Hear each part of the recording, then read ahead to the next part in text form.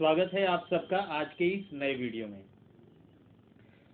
तो जैसा कि पिछले क्लासेस में हम लोगों ने तुलसीदास के पद के किष्किंधा कांड से लिए गए दोहों के अर्थ को समझा। इसके बाद हम लोगों ने कवितावली के प्रसंग जल को गए लखन है लरिका वाले प्रसंग को भी बहुत अच्छी तरह से समझा। अब हम लोग आज बचे हुए प्रसंग यानी विनय पत्रिका से जो कुछ भी तुलसीदास जी ने आपके कोर्स में लिखा है, आपके कोर्स में तुलसीदास विनय पत्रिका से जो कुछ भी है, तो आज हम लोग उसकी चर्चा करेंगे और उसके बारे में जान लेंगे कि क्या कुछ उसमें है। तो बने रहिए आप मेरे साथ और सुनते रहिए मेरी बात। आपको मैं फिर से एक बार याद दिला देना चाहता हूं कि जब भी आप कुछ भी पढ़ें, टेक्स्ट बुक सामने रखें तो आपको बात को समझने में बहुत आसानी होगी और आप अच्छी तरह से मतलब को समझ पाएंगे। तो चलिए शुरू करते हैं। विनय पत्रिका से जो भाग तुलसीदास जी द्वारा यहाँ आपके सिलेबस में उद्धृत है वह कुछ इस प्रकार से शुरू होता है। मन पछितई है अवसर बीते। क्या लिखते हैं? मन पछितई हैं अवसर बीते। मन पछता के रह जाएगा जब अवसर बीत जाएगा। जब अवसर चला जाएगा, जब मौका बीत जाएगा तो मन सिर्फ पछताने के सिवा और कुछ नहीं कर पाएगा। तो यहाँ किस मौके की बात कही जा रही है? कौन से मौके की तलाश है? कौन सी ऐसी बात है? तो उन्होंने वो आगे लिखते हैं, दुर्लभ देह पाई हरि पद भजू। दुर्लभ देह पाई हरि पद भजू करम बचन अरुहिते। क्या कुछ कहते हैं कि ये जो मनुष्य जन्म मिला है, यानी शरीर जो आप प्राप्त किए हैं, मनुष्य का शरीर जो आप प्राप्त किए हैं, यह एक दुर्लभ जीवन है। आप कुत्ते नहीं बने हैं, आप बिल्ली नहीं बने हैं, आप कोई जानवर नहीं बने हैं, आप चींटी मटा गंदे नाली का कीड़ा नहीं बने हैं। ऐसे तमाम कहते हैं कि 84 लाख योनियों के बाद मनुष्य जन्म आप प्राप्त किया। तो दुर्लभ हो गया यह देह। तो कहते हैं कि दुर्लभ देह पाई, अगर आप पाए हैं तो हरि पद भज, ईश्वर का नाम ले लीजिए, यही मौका है। अभी ऊपर लाइन में क्या बोले वो? मन पछितई हैं अवसर बीते। ये अवसर है कि आपके कर्म कुछ अच्छे रहे होंगे, कि आप मनुष्य का जन्म पाए हैं और इस जन्म को प्राप्त करने के बाद अब आप हरिपद को भजिए। और हरिपद को कैसे भजें? हरिपद को कर्म वचन अरुहिते, कर्म से वचन से, कर्म वचन अरुहिते, कर्म से बचे, कर्म से जो है हरि को भजे। कर्म से कैसे हरि को भजा जा सकता है? तो आप दिन भर अपने कार्यों में लीन रहें। यहाँ हरि को भजने का अर्थ तात्पर्य यह बिल्कुल नहीं है कि आप सारा दिन पूजा पाठ में लगे रहें, सारे दिन पूजा पाठ करते रहें, मंदिर में घुसे रहें। बिल्कुल यहाँ तुलसीदास जी यह नहीं कहना चाहते। फिर क्या कह रहे हैं?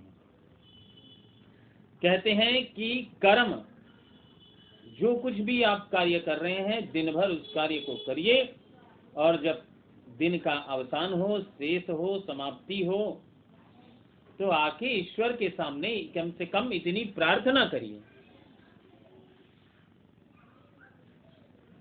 कि हे प्रभु, आज दिन भर के मेरे कार्य मैं आपके चरणों में समर्पित करता हूं। जो कुछ भी अच्छा बुरा है अब उसका फल प्रभु आपके हाथ में है। कर्म से, वचन से भी भगवान को याद कैसे किया जा सकता है? तमाम प्रसंगों में यह बात बताई गई है कि आत्मा में ही आत्मा जो है वो परमात्मा का एकमात्र अंश है, और इस बात के आधार पर अगर हम पकड़ें तो प्रत्येक मनुष्य में ईश्वर विद्यमान है।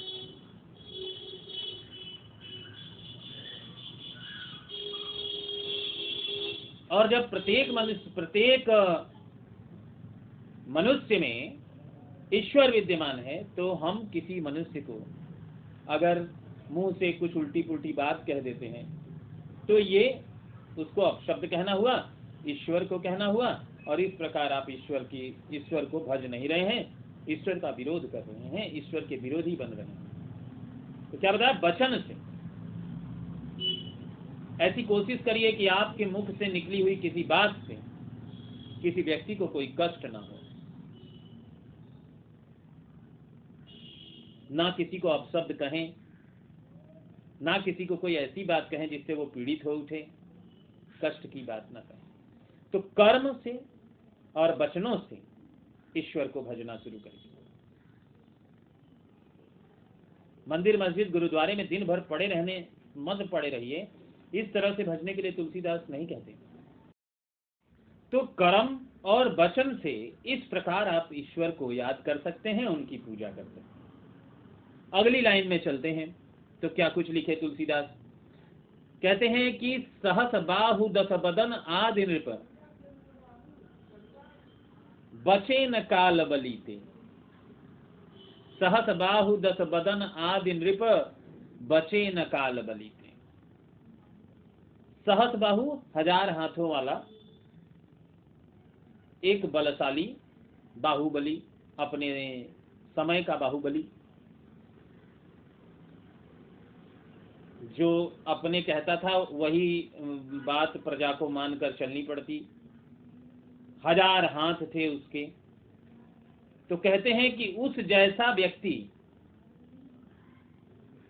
और ये हो गया सहस बाहु 1000 हाथों वाला, और 10 बदन रावण बहुत पॉपुलर है, भगवान को स्वयं आकर उसे मारना पड़ा, भगवान को अवतार लेकर रावण को मारना पड़ा। तो रावण कहते हैं ये अपने अपने युग के बहुत बाहुबली योद्धा हैं,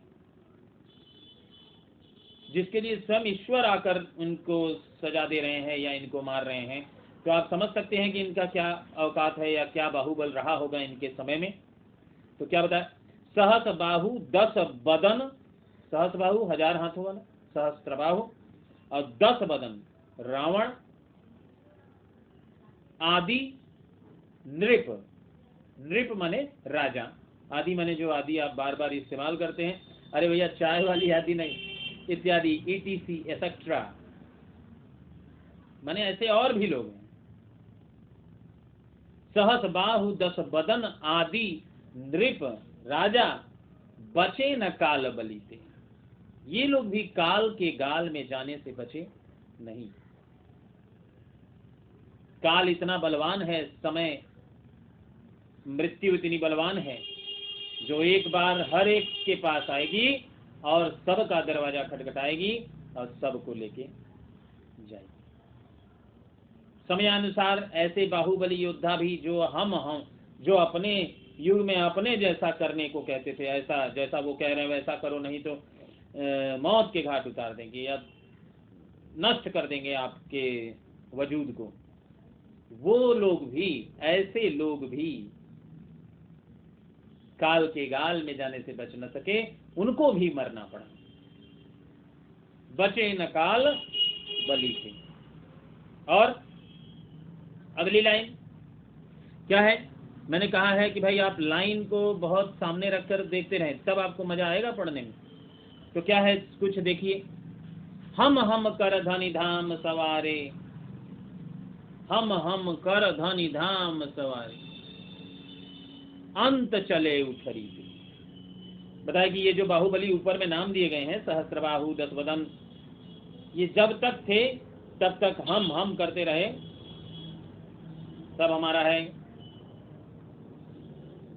लेकिन अगली लाइन माने उसी का आधे के बाद वाली लाइन, अंत चले उठी रीते। अंत इनका भी वही हुआ जो संसार का है। उस रीति से मुक्त कोई नहीं है। उस रीति में, उस नियम में सबको जाना है, चाहे वो कितना भी बड़ा बाहुबली हो। समय इतना बड़ा बलवान है कि वह सबके इतिहास को अपने पास रखता है और सबको अपनी औकात दिखा देता है। बाबा तुलसीदास जो कुछ भी लिखते हैं उसका कोई तोड़ नहीं है। मैं पहले भी बता चुका हूँ, अभी भी आपको बता रहा हूँ कि फिर उन्होंने क्या लिखा, हम कर धनि धाम सवारे, अंत चले उठी रीते। अंत उनका भी वही हुआ, उनको भी यहाँ से मरकर जाना पड़ा।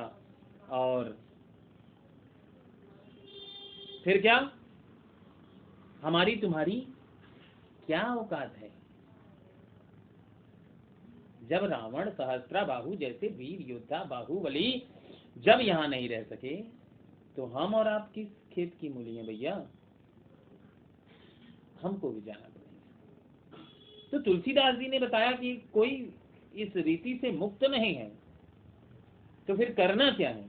हरि पद भजु, ऊपर वाली लाइन को खींच लाइए, बार बार हर लाइन के बाद ये याद कर लीजिए कि तुलसीदास जी कहते हैं कि हरि के चरणों में चले जाओ, हरि के पद को भजो, राम का नाम लो। बाबा तुलसी के हरि राम है भाई, राम का नाम लीजिए, चाहे जिस रूप में भी लीजिए। और सुत बनितादि, तुलसीदास जी ने लिखा है कि सुत बनितादि जानि स्वार्थ रत। बेटा, पत्नी, ये स्वार्थ में रत है, स्वार्थ में डूबे हुए। ये आप तक तभी तक मौजूद हैं जब तक स्वार्थ है। स्वार्थ खत्म, ये आपसे कोई, ये फिर भी जिंदा है, ये फिर भी रहते हैं।